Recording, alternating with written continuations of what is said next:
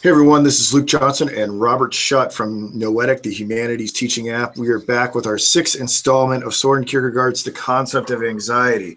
I swallowed a fishbone last night, and you can probably tell from the tenor of my voice that that's what's going on. Also, I interrogated Bob with a whole host of crazy spiritual questions before we got on there today, so I'm going to let him do most of the talking today. Although I'm deeply interested in this subject, and I'll be following along pretty closely with some of the passages that I think may gunk up the gears a little bit. So I don't know. I'll just let Bob take over. Do your thing, Bob. Okay. Some of the stuff we're going to talk about is a carryover from what we did last week, but I'm not going to go through and try to catch us up to where we were. So I'm just going to start in here. We'll talk about subjective anxiety. And today we're going to kind of talk about some of the terms that Kierkegaard has used in his book and has not defined, but slowly you kind of form an idea of what he means. So, and that's kind of his style, I think. He doesn't always say, this is what I mean by subjective anxiety. Sometimes he'll throw something out there, but most of the time you just kind of, you pick it up through osmosis. You know, you get a little bit here, a little there, and then finally you think, maybe I'm beginning to understand it now. So hopefully each time we do this, we'll understand it a little bit more, kind of like layers, I guess we might think of it. So anyway, subjective anxiety, which is our anxiety during our innocent state, the innocent state that Adam actually had, is what he refers to as subjective anxiety. And he says that, that our innocence is similar to Adam's, except that it's greater because of the virtue of generation. So even though we may both be innocent at one point in our life, according to Kierkegaard, or Hoffniensis, I guess, technically speaking, there's still a difference here. And we're going to talk about that. Perhaps he means that as the generation progresses, as we get, more and more people, we become more and more sinful, there's a greater awareness of the self, or tension between the self. He doesn't always explain what he's thinking here. And so we'll probably come to a little bit of this later on today, hopefully. But this may mean that our awareness of sin is greater, so our anxiety is likewise greater. So we're talking about attention here. If we can think of anxiety in the terms of attention. So what creates the tension? Well, one is innocence, and one is the anxiety of the future, which we'll talk about there, or sin. Guilt, I think, is what the term he uses. So we have innocence and guilt creating this tension. And so we have to think, what's different about our generation today, after we've gone through many generations? What's different about our generation than was different with Adam's generation? So I had to think that the availability of sin is one of the things that's greater for us. He had his temptation, but we have many, many, many temptations out there today. Sin has, because sinfulness, which he talks about, has grown. I think that what he means here is that the anxiety of the innocent person is greater as well. So once we enter sinfulness, however, the reverse happens. We become so accustomed to sin that there's a little tension.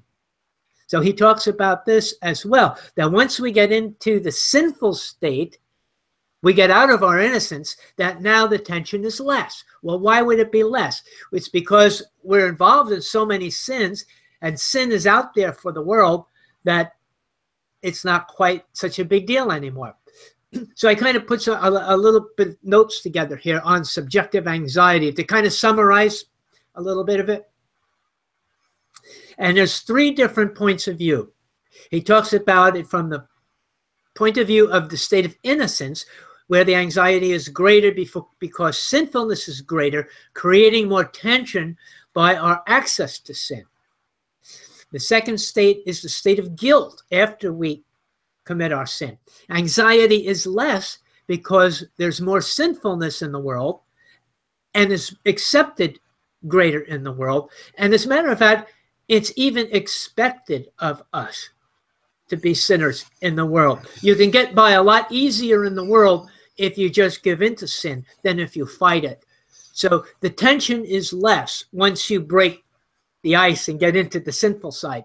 And then there's a third level here he talks about, and that's for the Christian. He says, as a Christian, we regain a sense of that innocence through forgiveness, which brings us back to that greater tension. But once we mature enough to desire God's righteousness more than we desire sin, then we find less tension with the world's sinfulness and less anxiety. So for a time being, when we're forgiven, we go back to that state of innocence, kind of like we get another chance at this. So we have to, in that state of immaturity, let's say, we find the tension is really great. Temptation is out there trying to get us back into the world. But once we mature as Christians and come to a closer to a state of perfection of faith, that we love God's righteousness more than sin. And so that's when the tension becomes even less. So are you with me so far here? Yeah, okay. I am and I'm not. All right, so I am and I'm not. I mean, the thing that I would question about is really whether or not the tension goes away after we participate in sin. Because it seems like you can have anxiety over your guilt and that the anxiety is still serving a preparatory role for that ultimate faith relationship. Well, I mean, I get, and I also see this. I mean, it's not like I look at individuals who have fallen into sin as being devoid of anxiety. In fact, I mean, like you can make the case that they're more anxious. So I guess the only thing I would take issue with is that it seems like anxiety is exploding amongst the sinful, not that the tension goes away, that the addiction is that much more. But what kind of anxiety, though? Is it the anxiety between guilt and innocence, or is it another kind of anxiety of the future? I think we got to be careful. That's interesting. Well, we're no longer innocent, right? It's a new, right. It's no longer a tension between guilt and innocence, because now we are no longer ignorant and we know the distinctions between good and evil. So it's a new type of anxiety. But I mean, so it's an anxiety over our feelings of being guilty. But I wonder what it would be the tension between. Yeah, and I think we have to be specific as to what he's addressing here, because I think you're right. There are certain anxieties in this world, no doubt, that didn't exist maybe for Adam, that he didn't have, that we have. But they're kind of a different kind of anxiety, a different tension created that we may talk about a little later. But for now, I think he's specifically speaking of once you break into sinfulness, that the tension between guilt and innocence is now less. You've kind of now gone into sinfulness. It's easier to just keep sinning. It's easier, to live in a world of sinfulness if you're part of it. It's like being in a corporation that has no ethics. If you want to have ethics, you become what are those people called who speak out when a corporation does something immoral? A whistleblower. Whistleblowers, yeah. You become a whistleblower. So if you wanted to follow the right path, you become a whistleblower, and then you get fired and sued and all sorts of things. Misery comes in your life. But if you just go with the flow, go along with the immoral acts of the corporation, then your life is a lot smoother. So that's kind of how I was looking at that. Can you make that connection? I can. I'm deep. I think it really, and maybe I'll save my questions, because I think it goes back again to this not unambiguous distinction between sinfulness and sensuousness, and even how he claims how it manifests itself amongst the genders and stuff like that. I'm just not convinced that going along with the sinfulness of the corporation or the world or whatever it is going to be ultimately palliative and means that we're not going to have the anxiety. The way I'm reading Kierkegaard is he's seeing anxiety in everything. He's seeing anxiety in the world. He's seeing anxiety in Greek statues. he's seeing anxiety and sensuality. I don't know if there's this period where it can be easily gotten rid of. I agree with you that the tension between innocence and guilt, that anxiety may be displaced by a different type of anxiety. But I'll let you keep progressing so we can talk more about these ideas. And I'm just trying to explain his take on it, because he's talking about degrees here. So he's the one who's kind of bringing, I'm just trying to fit it into our world and say, how can I explain it? So that's my best effort there. But we'll see as we go along. It might come a little clearer. Then now he gets into a little bit of a different thing here, which I found very interesting. He talks about reflection. In subsequent generations, we seek for the self of the other. And again, this refers to the mirror image that we seek for validation through their acknowledgement. So when we see another person, and let's not talk about people here, because he gets into objects as well a little later. But we talk about people. We see another person. We kind of look to that other person in a psychological framework. We see ourselves in that other person to a different degree. In other words, the only way we know that individual is a human being is because we can see ourselves in that human being. We see him act like a human being. He looks like a human being. So he represents ourselves. So it's that kind of reflective quality that Kierkegaard is talking about. And it's important to the person being reflected because it's confirmation of himself.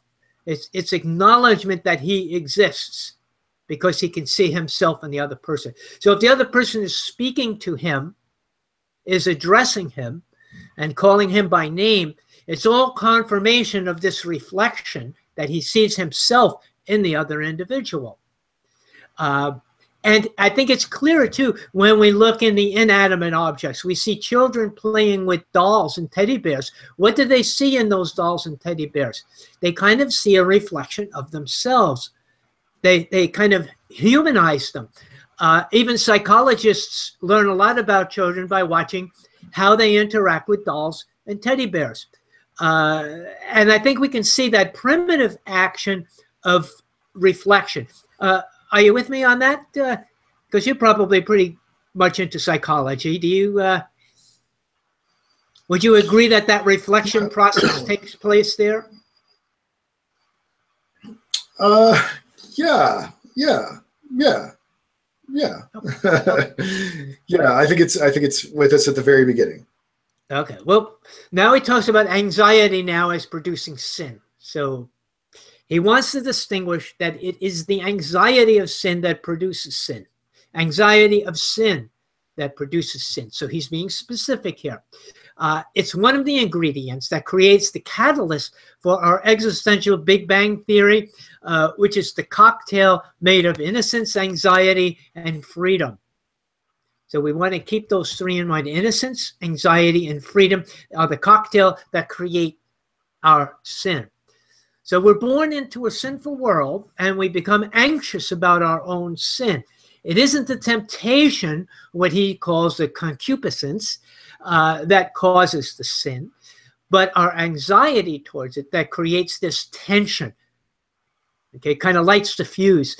Because the idea is that when the tension becomes so great that we can no longer contain it, we express it in defiance or sin, or what Luke called the Big Bang Theory here, my Big Bang Theory. So it's kind of like the snap of a rubber band when it finally reaches that stress point of breaking.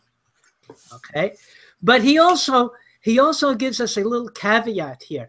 He says, maybe none of this really has an explanation.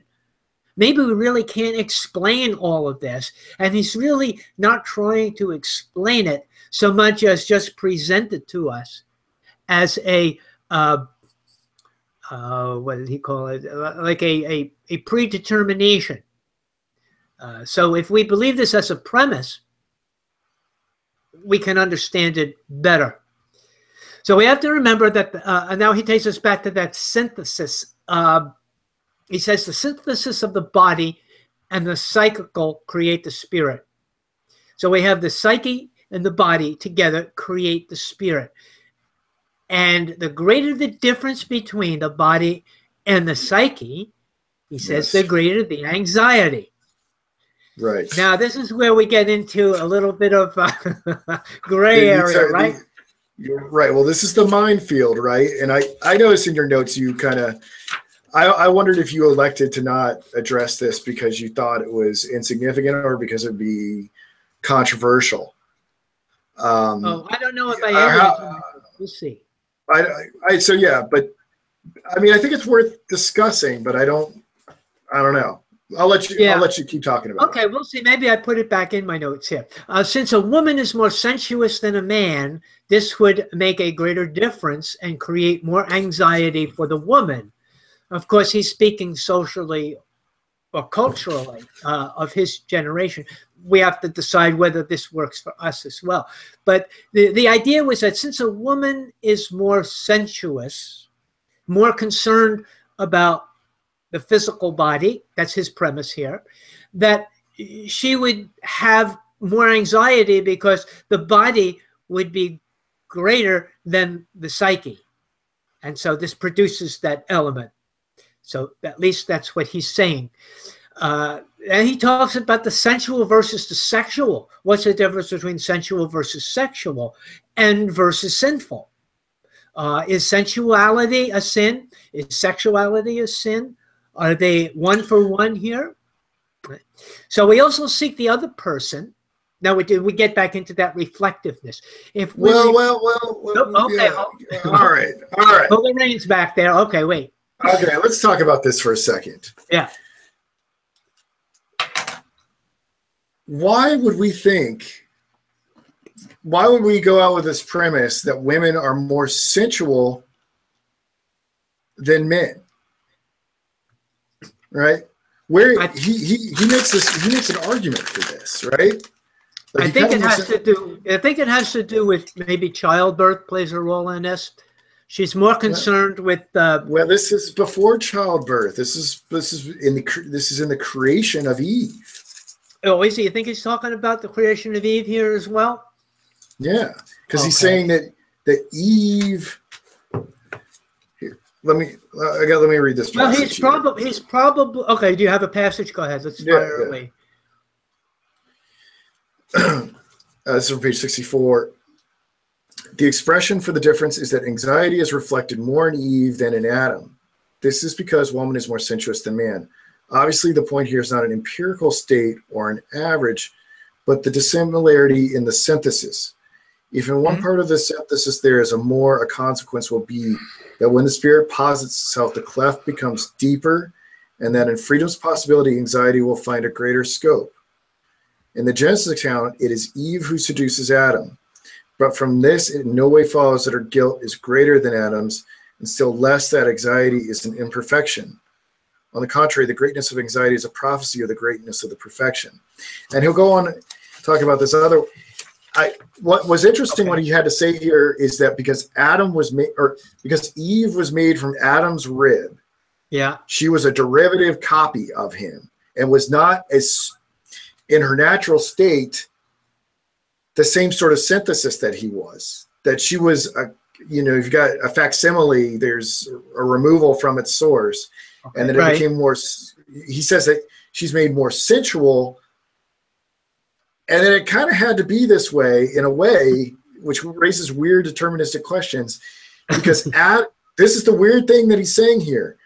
Yeah. He's not blaming Eve. He's saying that in Christianity, everyone can become spirit, and that the spirits can, that Christianity gives the ability for everyone to be equal.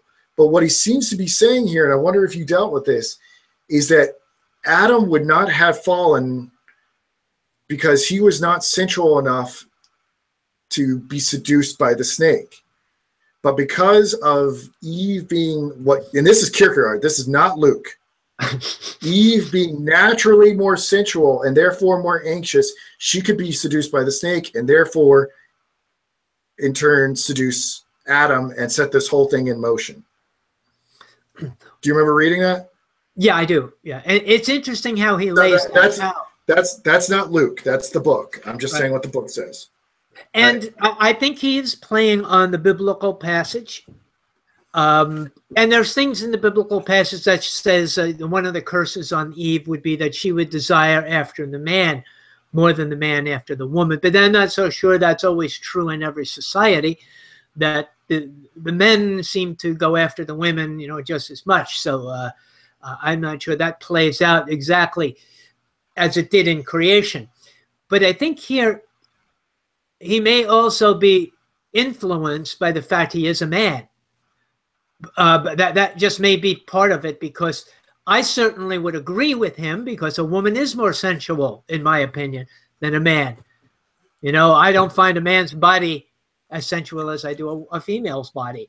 So I can understand that that might be an influence over where he goes, but I'm not sure that that's what influences him. That he's not influenced more by how the story portrays itself, how the story unfolds, with Eve being the first one seduced.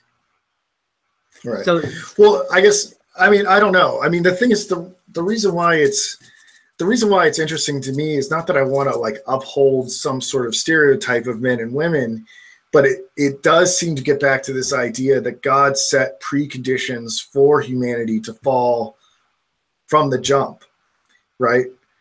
That there were.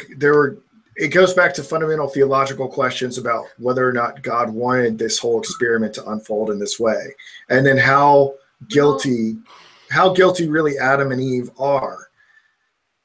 But it's a dicey issue, because you start to. Let me.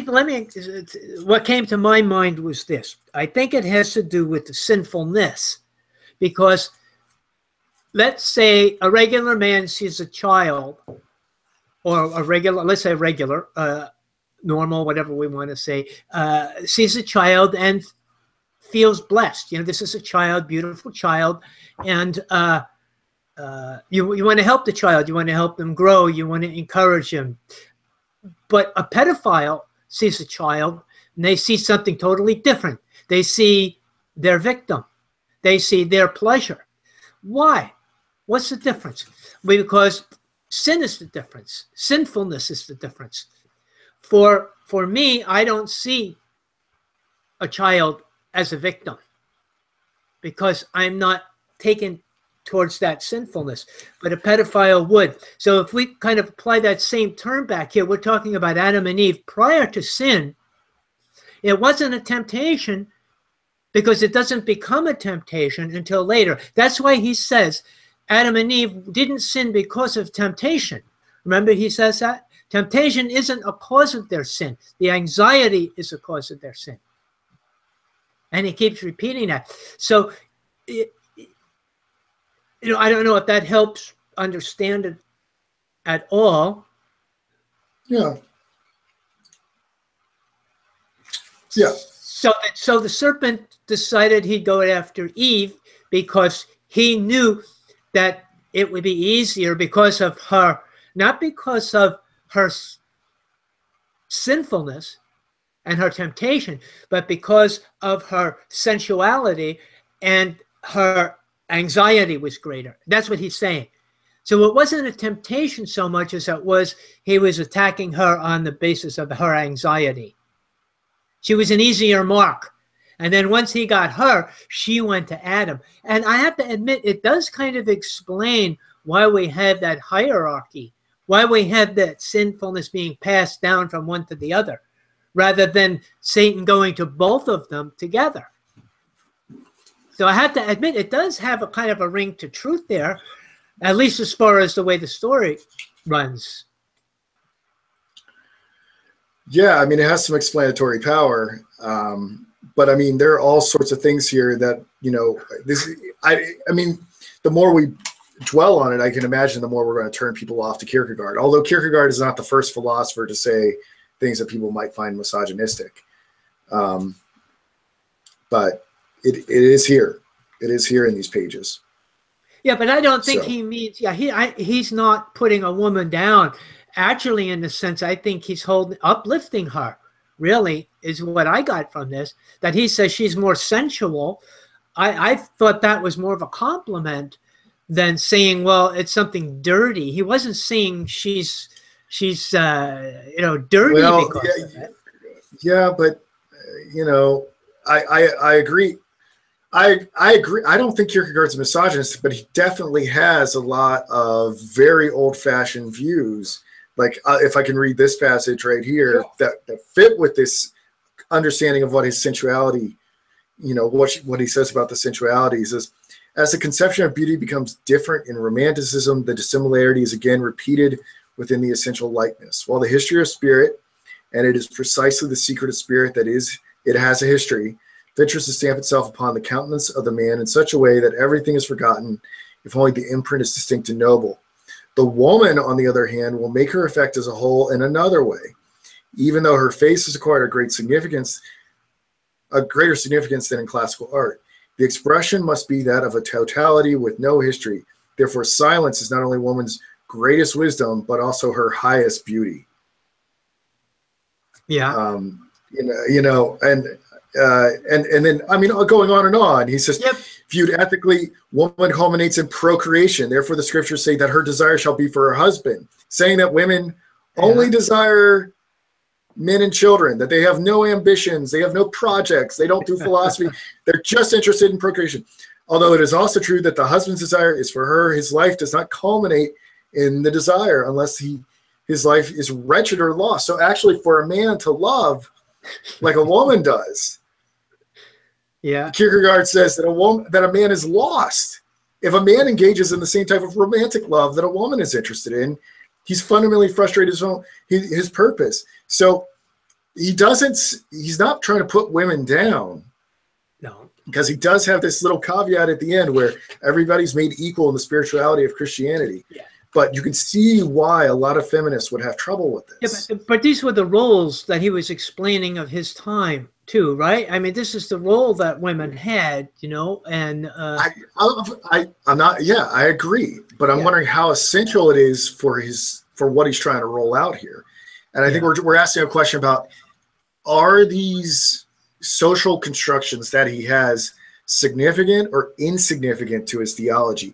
Can he get all the parts of anxiety and freedom and innocence and guilt to work together if we just say, hey, we need to do an edit of what he was saying and replace his conception of woman with modern conceptions of woman, or will it stop working?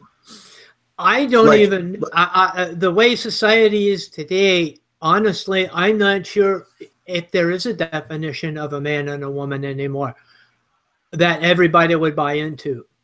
I think it's so confusing now that, no, his formula is not going to work today because we don't have distinct categories where those are disappearing. Those are just kind of blending in together. And so we don't have that same structure, right? But if we say his formula is not going to work today, then I guess someone would ask, well, then why are we studying it? But not because it doesn't work today. It's not visible today. Not because it's wrong. It's just because mankind has changed it so much with the influence of the iterations, what is called the generations. In other words, the waters are so muddied now that we can't clearly see what he's trying to tell us. It's not that the formula is wrong. It's just that the waters are so muddy, we can't see through them anymore. To see these clear points, we have to go back into earlier generations and all the way back to the beginning of Adam and Eve to see these things more clearly, to know where we came from, and then to figure out where we are now. That's how I kind of look at him, and that's how I look at other philosophers like that. They're giving me clarity, but I still have to see how does that clarity work with today. And that would be how I would defend him anyway. So all right, I'll let you go on more. I've derailed us a little bit. You're gonna let me hang myself a little bit more here. Okay. We also seek the other person, or the of the opposite sex, that is, as another self. So that gets a little tricky. So like if I look at Luke and I talk to Luke, it's easy to see a reflection of myself in Luke. And hopefully the same is true. But what if I look at another woman? Look at a woman. How do I see my own reflection in there? What am I seeing there? He said, if we do this, the sensual and maybe even the sexual enters in to this reflection. Sensual isn't sinful, and perhaps even sexual may not be sinful. What does my question was, what does it then depend upon when it produces independence from God? So when I look at a woman, and we'll talk about different levels of it later on. I don't want to get too far ahead of myself. But if I just generically look at another woman, I see myself reflected back. But I also see a difference. I notice, wait a second, you know, she's prettier than I am. She's got a nicer shape than I do. You know, and, you know, I notice things about her that are not part of that reflection. And that's the sensuality that I see. But that's not sinful to see a woman and be attracted and notice the differences. So that's where we are there. Well, you know what's interesting about the gaze is that Kierkegaard does talk about the gaze a little bit here, and not only how it affects or what it makes men feel like in terms of the reflective sort of image of themselves, but how it makes women feel. And I thought this was an illuminating passage. We really should have a female scholar on board to help wade through some of these issues, because it's hard not to be jumping on grenades. But he says on page 66 to 67, what is soon to be recognized in all experience, I shall merely point out by an imaginally constructed observation.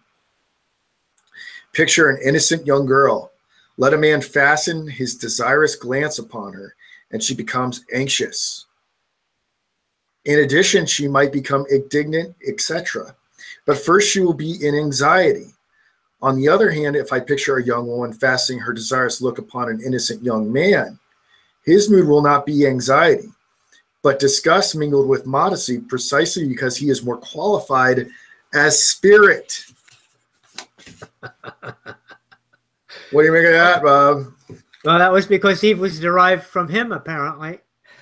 Yeah, he does, I think, say that his belief, his idea is that man is more spiritual than a woman, because a woman is more tied into the physicality of her life. And I think, it has something to do with childbirth as well as other things. She's more concerned about her physicality than the man is. The man's more concerned about his spirituality. That's just him saying that. That's not Luke and Bob. But we're just trying to explain Kierkegaard here. Well, I would have to say that you wouldn't know it if you're watching this on video, because I'm seeing my reflection as I talk right now, and I'm a very, very haggard-looking individual. But I have gotten compliments on my appearance before, and lately, even looking like this. And it's so strange to me. I find it to be the most insane thing that anyone could find me physically attractive. I'm just like, what the heck? Are you on drugs? Like, what's going on here? And at the same time, I do have numerous women in my life who talk about the male gaze as being something that they detest on some level, that it is